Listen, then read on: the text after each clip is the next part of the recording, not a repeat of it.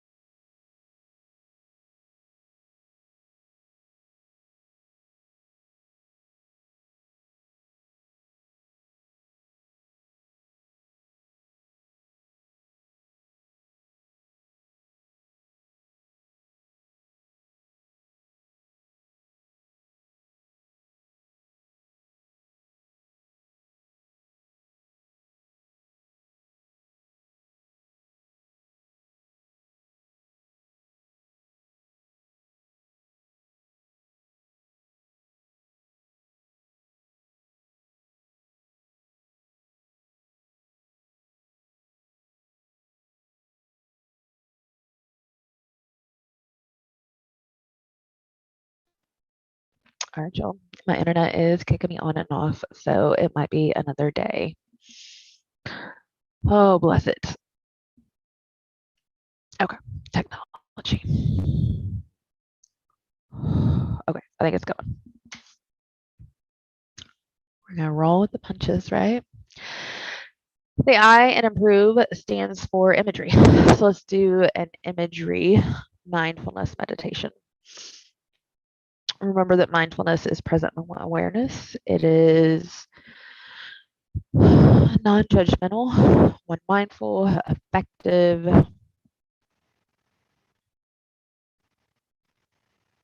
It is observing, it is describing, it is participating. So with the imagery, we can kind of think of it as visual description.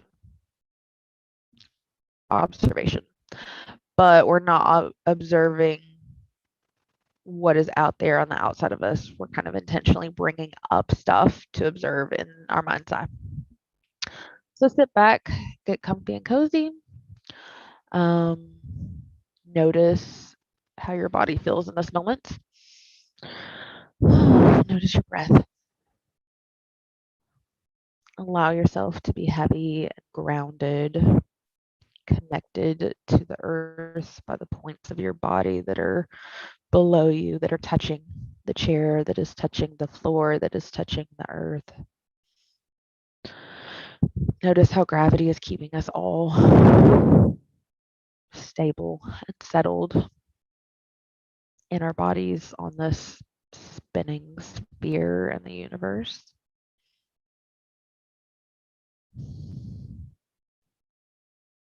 And first of all, let's imagine all of our intense thoughts, feelings, memories, and predictions, all the chatter and the chaos and the static in our head. Let's imagine all that as fireflies buzzing around, bright little twinkly fireflies going on and off and on and off and just flying all over the place.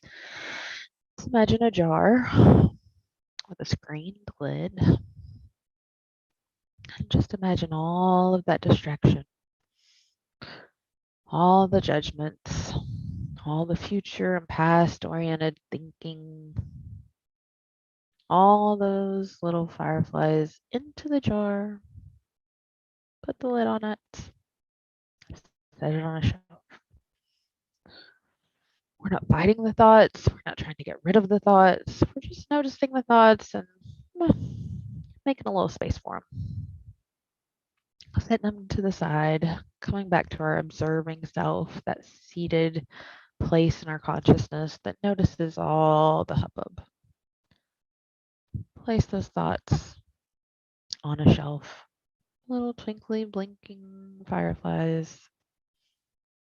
And come back to your breath. Come back to this moment. And now I would like for you to imagine colors. Imagine the color red. See red flowing through your vision. Maybe you see a stop sign or a red apple, the red leaves of fall. Red is a very passionate color. It's intense. It's warm. Maybe you see a flowing piece of fabric or just an abstract vision of red. Notice the emotional content of that color. Breathe in, and as you breathe out, notice that color shifting to a more russet, ruddy orange, maybe a burnt orange, dark orange, the orange of a sunset or a sunrise. And then it flows into a bright, pure orange of a fruit. Maybe a tiger lily flower. Whatever images come to mind. Or just abstract, flowing colors. And if your mind doesn't bring you images, that's fine. Some people's brains don't work like that. Just notice the sounds that you're hearing, the instructions. Notice the experience of sitting here now in this moment. Orange shifts to a brighter and brighter color. It lightens and it becomes more and more yellow. And now we have the yellow sun. We have a school bus, a pencil, to a true bright yellow lemon. And again, notice how there's an emotional connection with the color. Yellow is typically energetic, alive, can be kind of soothing at times, mellow. Allow the yellow to move towards more of a chartreuse, a yellowy green. I notice green is a very peaceful, tranquil color. Green is nature, trees, plants, and grass.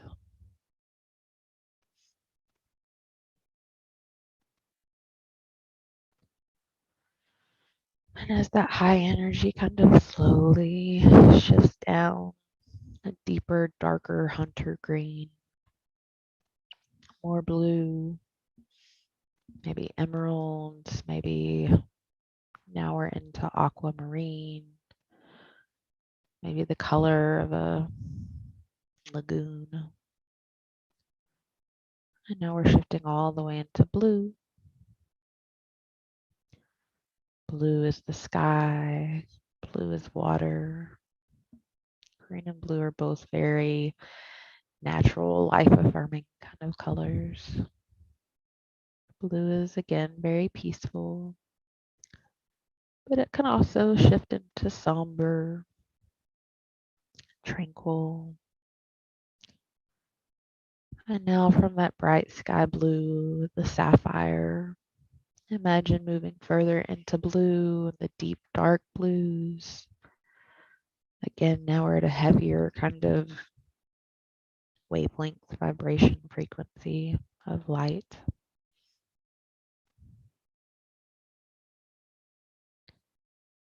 And the darker blue we get, now it shifts again more into purple.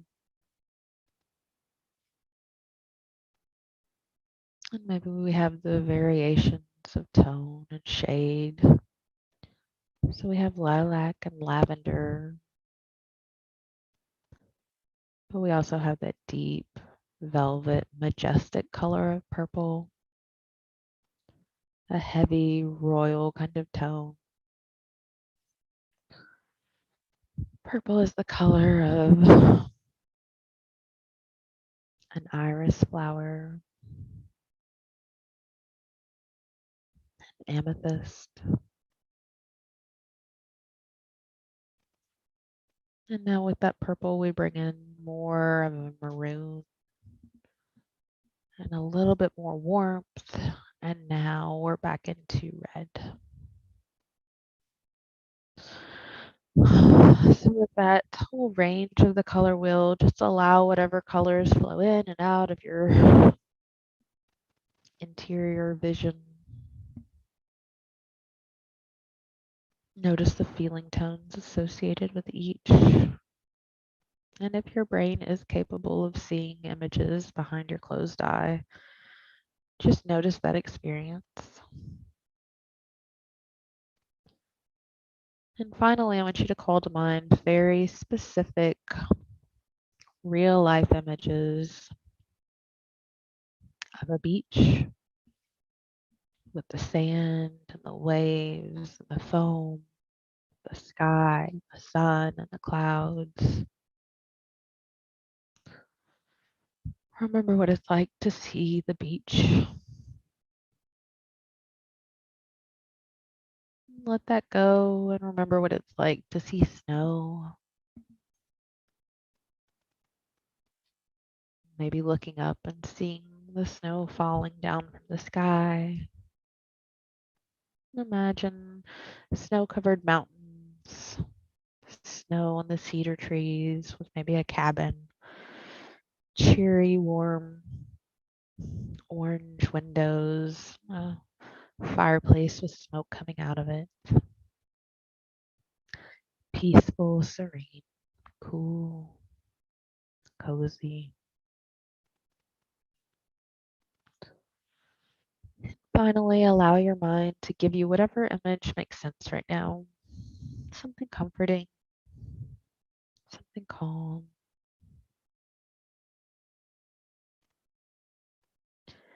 Maybe you imagine your grandma's kitchen or your own bed or a pet or a loved one, a particular view or a memory. Just let your mind's eye work for you. Bring to mind an image, an imagery of something very peaceful and comforting. Breathe into that a few times. Now, on your last exhale, allow that vision to fade away like the fog and the mist dissipates, and open your eyes and return to the room. All right. So, everyone, just checking my messages to make sure that this is still working. Looks good. That's an imagery and mindfulness exercise. So we do have some therapeutic philosophies and practices that are kind of mindfulness purists, where they don't intentionally elicit any kind of reaction or imagery or whatever. But in mindfulness, we do what works. And if you can be present in the moment, observing and describing internal aspects of yourself, do it. So improve. Ways to distract yourself, ways to get away, ways to stop, take a time out, calm down. So imagery is the first part of improve. Imagine whatever. My brain is too good at this sometimes, and I can sit for hours and imagine how I'm going to plan out my garden and what the different flowers will look like and where the plants will go and da da da da da. Like, I create entire fantasy visions in my head. Imagine what the house is going to look like that you're going to build, how you're going to spend $1 million. Imagine what it's going to be like when you're walking on the beach on your next vacation. Like, whatever floats your boat, whatever makes you chill and really distracts you, use that as a tool to get out of the argument with your sister, to get out of the stress of not having completed the work paperwork. If you're about to have a panic attack, if you're about to punch a wall, if you're about to block your family, or whatever it is that you feel is hot mess behavior, take a time out and go imagine something. Distract yourself. Your emotions cannot stay up forever. Give yourself some time for the emotions to come down and just avoid making it worse. Just don't make it worse. That is the point of distress tolerance. So we've got imagery. The M in improve is meaning. So make sure the light's still on. Meaning can be tricky. Like in the accept skill, where we're very careful with comparison and contributing. We do want to get out of ourselves. We want to focus on somebody else. We want to realize that most of the stuff we're dealing with is first world problems, it's temporary, whatever. But we don't want to invalidate ourselves. We don't want to bring in that inner critic that's just kind of a jerk.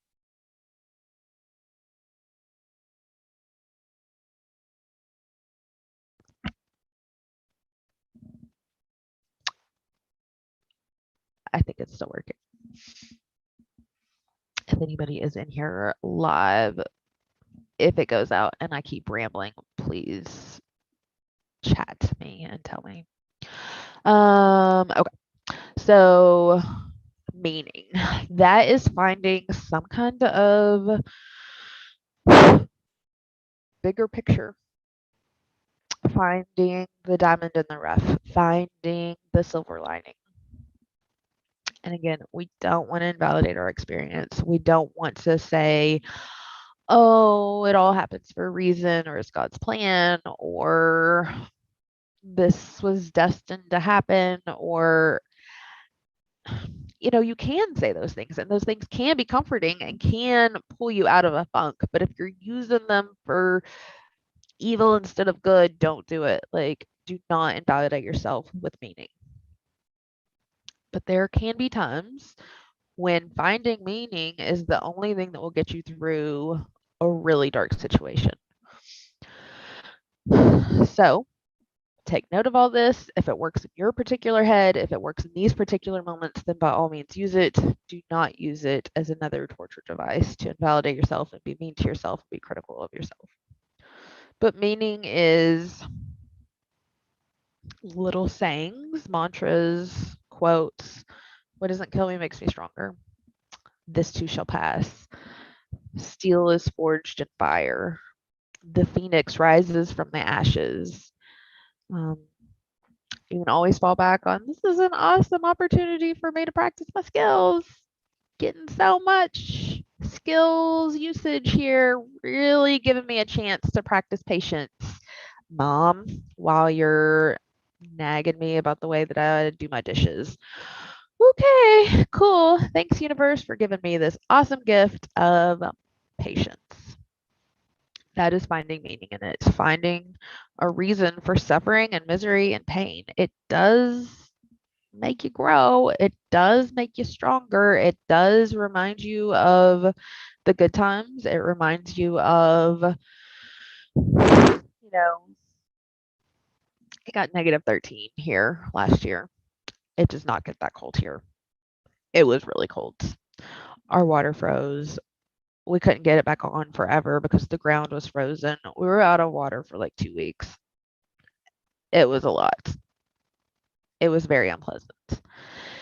In the middle of it, I had to keep telling myself, "Ooh, this is making me so grateful for having running water. Ooh, I am so compassionate and empathetic now to poor souls who do not have running water ever. Wow, this is making me a much better conserver of water in the future." And to this day, when we have empty water glasses on the table, instead of dumping them down the sink, we dump them in the dog's water bowl because we remember, like, oh, it was awful having to melt snow. It was so hard. And I'm a stronger, more compassionate, better environmentalist than I would have been before that. So, again, we don't want to go down the pity party route, calling ourselves that.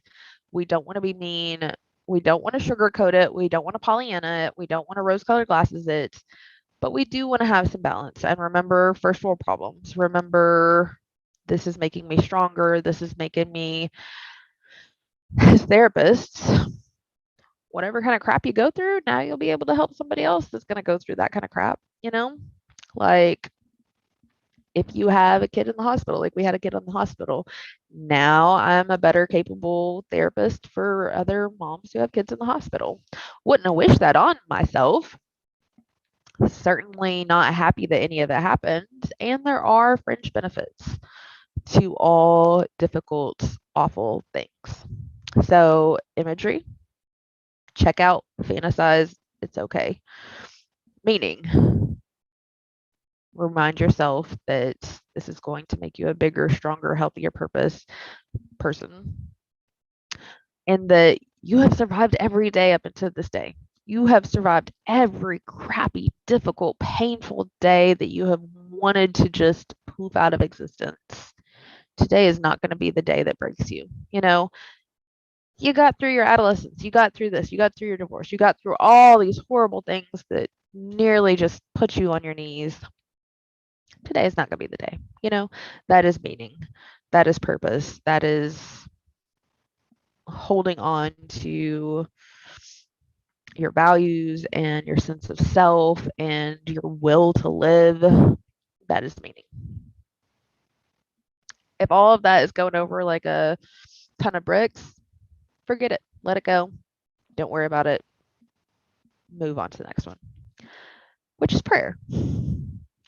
So this too can be a little bit controversial, a little bit difficult for some people, and it can save other people's lives, like, I'm serving you this smorgasbord of skills. Take what is tasty to you. Leave the rest behind. Prayer can be so helpful, life altering. In AA, just having a higher power, knowing that you're not the biggest person in the room, metaphorically. There is a bigger entity. There is somebody that knows more, that is bigger, that is stronger, that is parental. You're not the adults. You don't have to take care of all of it on your own. You don't have to be in charge of everything on your own. There is a bigger thing, entity, power, person, God, universe, science, whatever you want to call it. But you're just, halfway. Sure, there are children below you. There are lesser developed brains or sentient beings that you need to take care of and you need to help and you need to mold and shape and protect. But there is also an equal and opposite realm of power that is there helping you, taking care of you, watching out for you, supporting you. And it's invisible. That's really hard. Super hard for some people. I know a lot of people have a ton of religious trauma. Again, if this is not your bag, if this is not helpful, let it go. But if it is at all helpful for you to put your trust in something bigger than yourself, to rely on a higher power, to remind yourself that you are supported, that you are not alone, that just because you can't see it doesn't mean that it's not real. Lean on that, rely on that. That is a way to just hold on until you calm down. Just hold on until you calm down. I have two metaphors for this. One is kind of going back to meaning. Imagine yourself in this dark, tight, cramped, painful position. It is miserable. You hate it. It is dark and it is cold and it is lonely and it is weird and you don't understand what's going on and you feel so claustrophobic and pinched and uncomfortable. And as the hours and the days go on, it just gets worse and worse and worse. And you get so angry and you just want to beat your head against this container, this trap that you're in. And you're saying, like, why am I alone? Why am I not being helped? Why is there nobody in here with me? And you just get to the point where you just have to like shriek and scream and bust into a bigger position. And then you look up and there's a mama chicken and a daddy chicken. Daddy chickens really don't care. But there's a mama chicken there and you were just in your egg this whole time. And your mama chicken's like, yay, hooray, little chick baby. You bust out of your egg. Welcome. We love you. We were here the whole time. We were rooting you on. We couldn't wait for you to hatch out of your shell, the position that you were in. You didn't know you were in an egg. You didn't know it was a shell that was helping you stay okay. You didn't know that you were growing so uncomfortable and so miserable because you were getting bigger and it was time for you to break out of the shell. And you didn't know that you were not alone. You had a mama hen right there the whole time, keeping you warm, keeping you safe, keeping the predators away. It's just dark in your egg and you don't know what you don't know until you know it. Making sure this isn't somebody calling me telling me that my audio is off again. So maybe you're a baby chick in a egg. Second metaphor for prayer and meaning. You look off in the distance and there's this beautiful, shiny, glowing orb. Oh my God, it's the prettiest thing you've ever seen in your life. And you know, if you could just touch it, magic will happen. Beautiful, amazing, magical light. Like it's this glowing, beautiful, iridescent, shiny orb. You're running after it.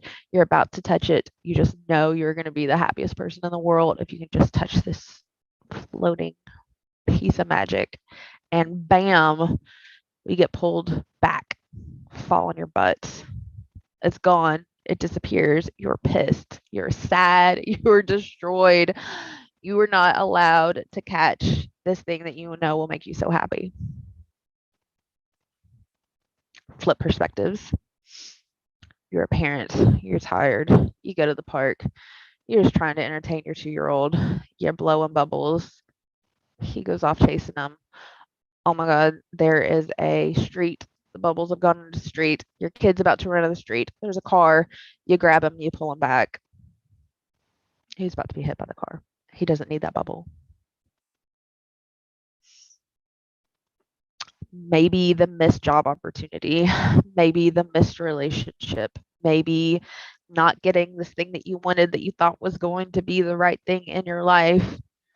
Maybe it's the bubble, and maybe we're 2-year-olds, and maybe we don't understand that there's a metaphysical, metaphorical car barreling down the road. Maybe there is some bigger, higher purpose, higher order entity, being, power, universal law that is pulling us back from things that we really want because it's actually what's best for us.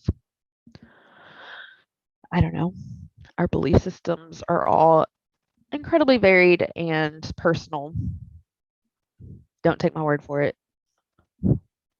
If this stuff doesn't work for you, fast forward to the next piece. Don't worry about it.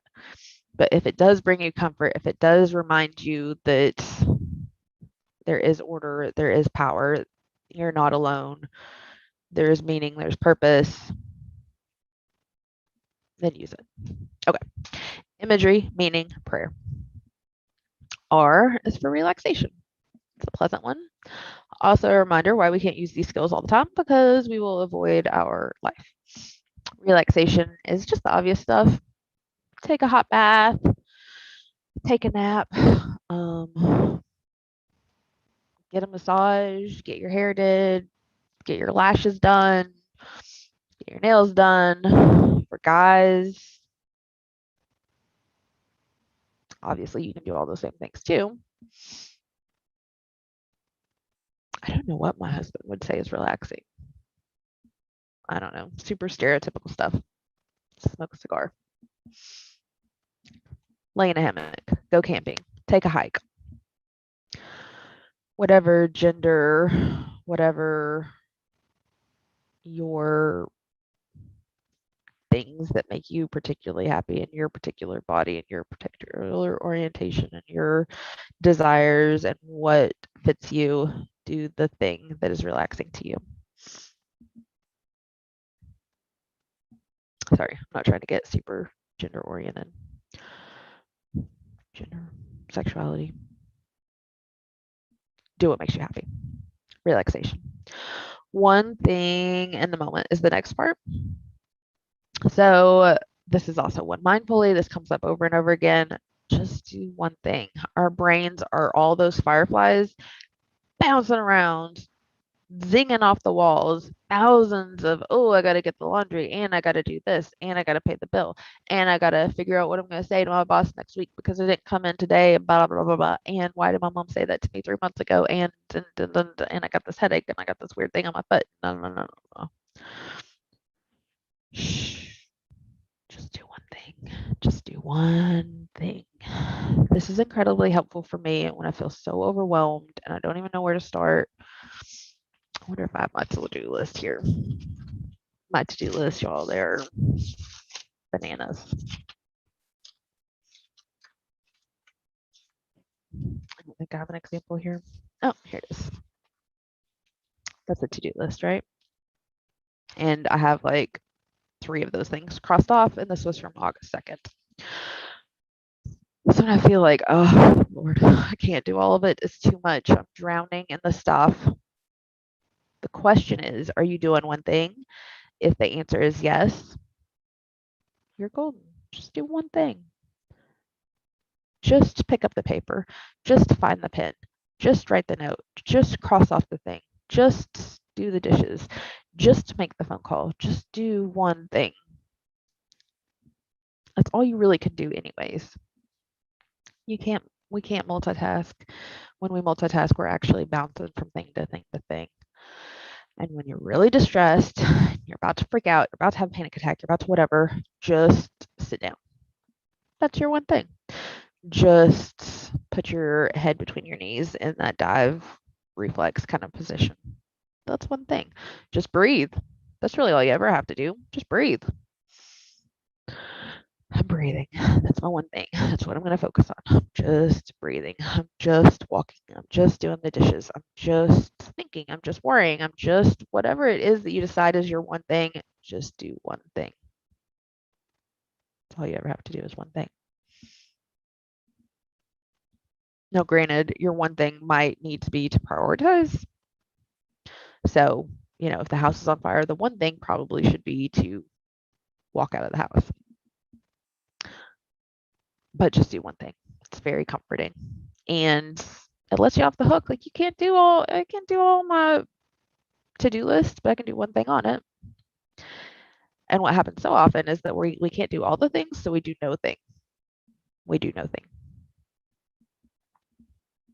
That's that black and white thinking. That's that all or none thinking. That's kicking the screw it bucket down the road. Well, I can't do it. Amazing, so I'm not going to do it at all.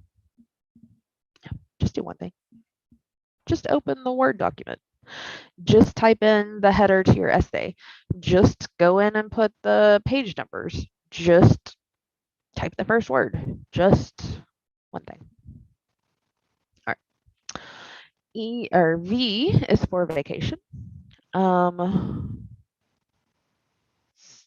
This is taking a mental health day. This is buying a bunch of trashy magazines and some chocolate and staying in bed all day. This is allowing yourself to binge watch a show. This is going for a hike, I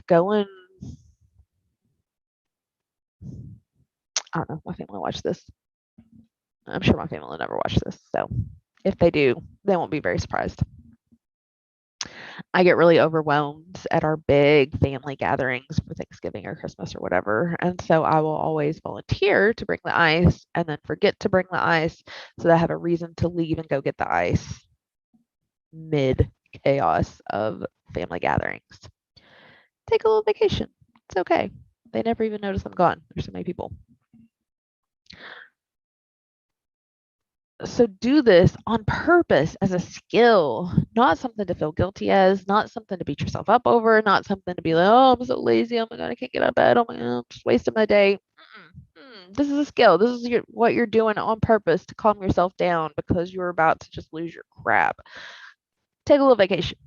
Mental vacation. Perfectly okay. We all need it. We all deserve it. We probably don't do it enough. We definitely don't do it enough. We're pushing too hard. We're trying too much. Our society is way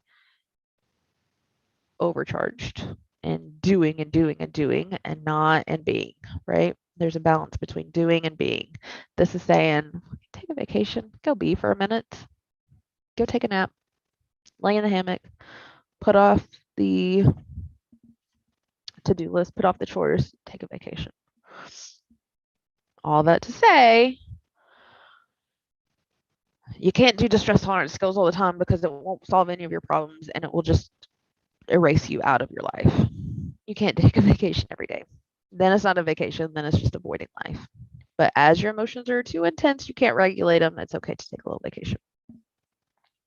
All right. E is, oh, look at you. Multitasking is inefficient, rapid task switching. Excellent. Yes, exactly. So even though we feel like, oh, we're doing 20 different things at the same time, you're doing 20 different things in real fast succession. Some of us are very good at that and can get done 12 things during the same period of time. It probably would be more efficient to do one thing and then the next thing and the next.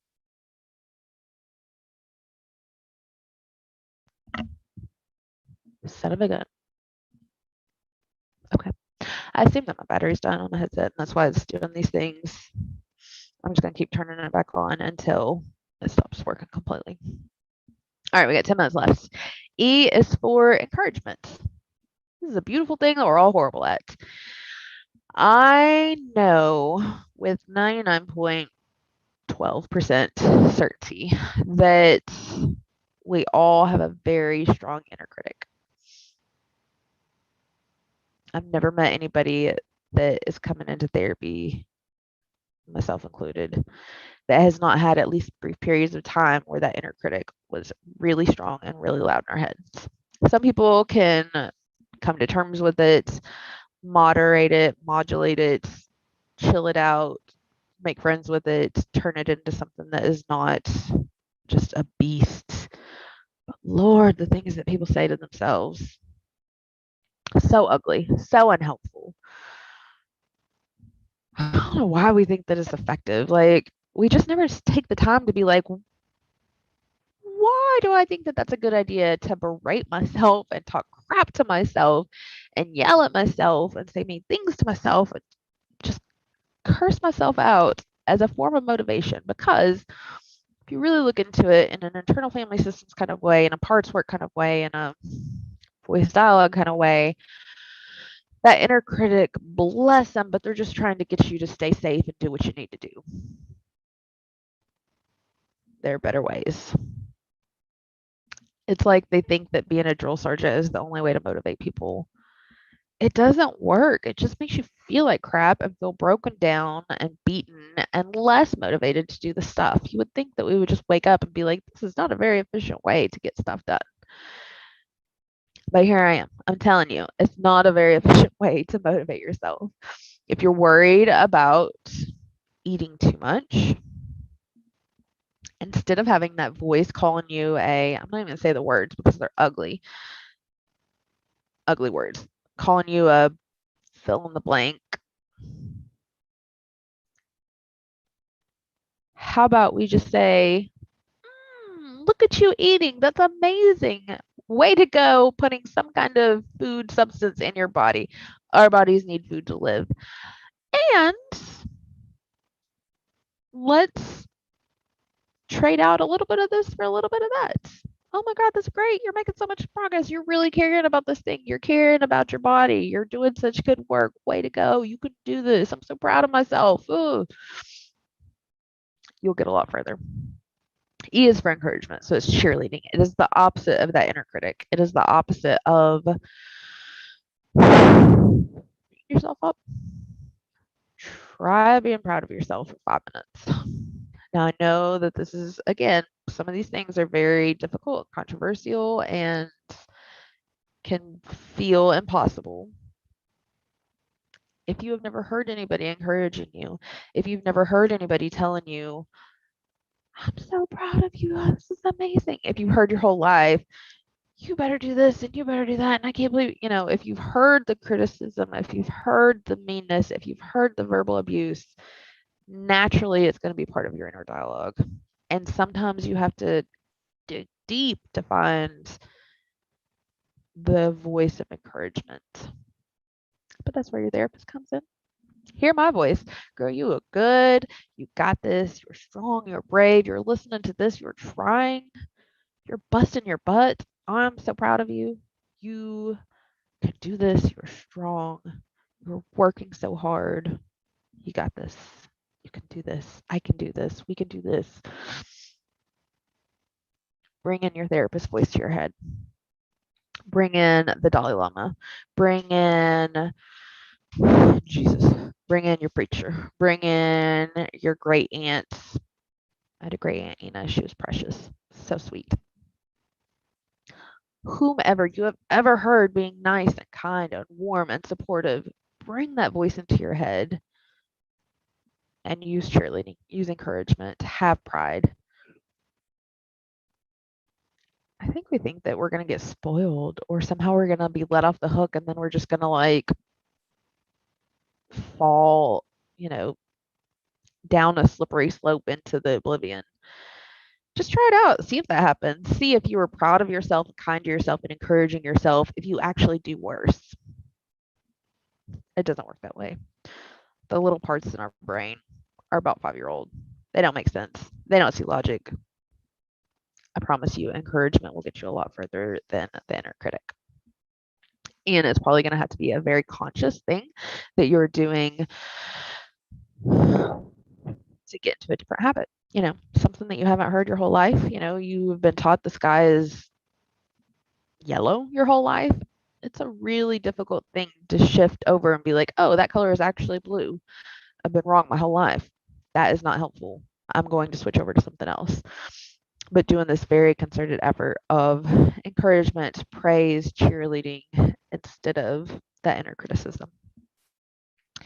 Improve. Imagery, meaning prayer, relaxation, one thing in the moment, a little vacation, and encouragement. And that is the 7 other distraction skills. So we've got accepts, activities, contributing, comparison. Oh God. ACCE. Emotions, other emotions, pushing away thoughts and sensations. And then imagery, meaning prayer, relaxation, one thing in the moment, vacation, and encouragement. All those things combined are just a whole basket full of things that you can use to get out of this crappy moment that you're in that's got you really distressed, give you a little timeout area till you can calm down, till you can make wise choices, till you can get to your cognitive brain, till your emotions are off of the mountain peak, off of the snow cap, and then you can proceed and move on with life. Don't do them all the time. They will lose their potency and you will not solve any of your problems. And tomorrow that to-do list will be right there waiting on you, and then you're going to have to just distract all over again. So use emotion regulation, use mindfulness, use interpersonal effectiveness, use every other skill in your basket when you're off the mountain peak. But when you're up there, use the stress tolerance skills to buy you some time and calm you down so you can get back into the problem solving flow of things. All right, my friends. Well, this has given me patience, and this has given me an opportunity to roll with the punches. This technology is incredibly annoying and frustrating, but it's also miraculous and gives us the opportunity to connect across time and distance. And so it's always a chance for me to practice my skills, right? Meaning, okay, guys, we finally, hopefully, have actually recorded an improved lecture. Next time, we will get into, I believe it's radical acceptance next time, which is a big one, right? Whew. Radical acceptance is one of the hardest skills in the book. It's the skill that I've had people run out of the room yelling, throwing their book at the wall, throwing their book in the trash. Like, it's a lot. And it's one of the most valuable tools in your bucket. So radical acceptance, very important. It's what we'll get into next time. Goodbye, everyone. Peace and